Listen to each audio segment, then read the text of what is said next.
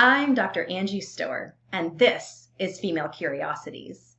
Did you know that the breasts develop in something called the milk line? That's a little line of tissue that goes from your tummy all the way up to your breasts and then up into your armpits. You can find breast tissue and nipples anywhere in the milk line. So if you got a funny looking mole on your tummy, it is entirely possible that that is an accessory nipple. Let's talk about how to do a breast exam. It is Breast Cancer Awareness Month, so we're going to do that today.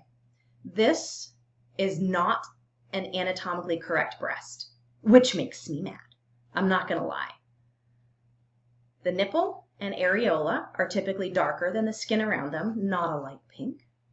And then there's also something missing here called the wing. The wing actually goes up into your armpit and has breast tissue in it as well. And unfortunately for this model, that is actually the most likely spot to grow breast cancer. We in medicine make your boob into quadrants. This is the upper half, the lower half, the inner half, and the outer half. The upper outer quadrant is the most common place to grow you some breast cancer, and that includes the wing that goes up into the armpit. So when you're doing a breast exam, you'll want to make sure to poke around on that area too. Now, breast exams are typically done in the shower. It's convenient, you're already naked. One hand up above your head like this, and the other hand will do a breast exam, starting at the nipple and going in circles. You start at the nipple, you want to make sure and poke around the nipple and underneath the areola, and then all the way around the breast tissue like this. And once you get all the way around, you go up into the armpit. All you're wanting to do is feel for something new or different. Last time you examined your breasts, you know what they felt like. If this time you find something new or different, that's when you want to let us know. Now, what does breast cancer feel like? That is a good question. Breast cancer can feel like a lot of different things. It can actually show some weird dimpling or general skin changes.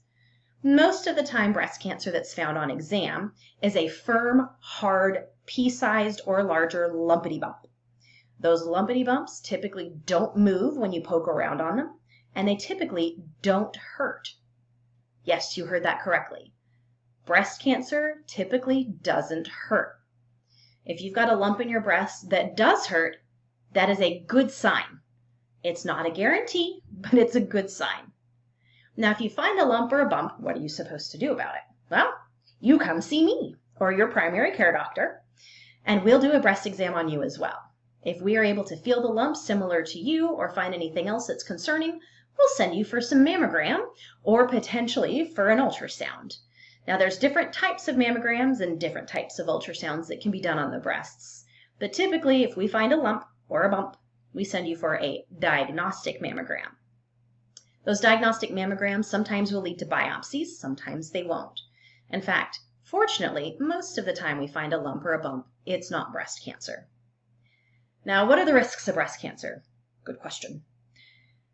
I have a lot of patients who decline to do mammograms because there is no family history. That is a bad decision. Approximately 1 in 8 women will have breast cancer in their lifetime.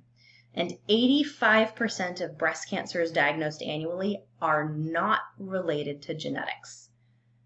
85%. In fact, for that matter, 2,500 men in the country will be diagnosed with breast cancer this year, approximately. So breast cancer isn't necessarily always genetic. In fact, most of the time, it's not. So just because you don't have a family history doesn't mean you shouldn't go get your mammogram. Now, when are mammograms supposed to be done? Good question for that too. There's actually debate on this in the literature. Some societies, including the American Congress of Obstetricians and Gynecologists that I belong to, say that mammograms should be done yearly from age 40 and up. Other societies say that it should be done every other year from 40 to 50 and then yearly after 50. There are some people who also like to do what's called a baseline mammogram, which can be done anywhere after age 35.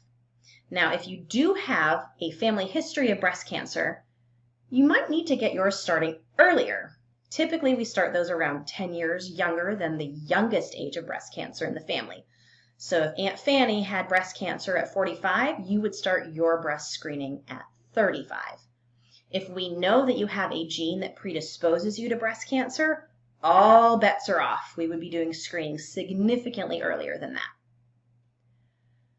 A few rumors keep getting passed around about breast cancer, things that my patients ask me that I'm going to address here. One of them is, do bras cause breast cancer? As far as we know, no, we don't believe that bras cause breast cancer. There's been a couple of studies done about this, nothing really intensive, but even wearing an underwire, as far as we know, doesn't increase your risk for breast cancer.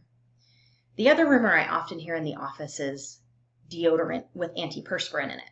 Some believe that the antiperspirant clogs up the ducts, prevents you from sweating properly, backs up into the lymphs, etc. Now, we actually don't have any data that shows that antiperspirant causes breast cancer either. There have been several studies done on this. So as far as we know, we're okay with bras, we're okay with deodorants. Now, are there other things that may increase our risks for cancer? Yes, absolutely. In fact, there's ongoing studies with things called phthalates, which are typically used in things like plastic to make it harder. It can be used in certain types of cosmetics and shampoos. So we're studying some other things to potentially increase the risk of breast cancer. But bras and deodorant with antiperspirant, we think are okay, at least for now. That can always change. So ladies, make sure that you check your breasts often enough to know what they feel like. Make sure you let your gynecologist know if something is different. And that weird little mole, it might be a nipple.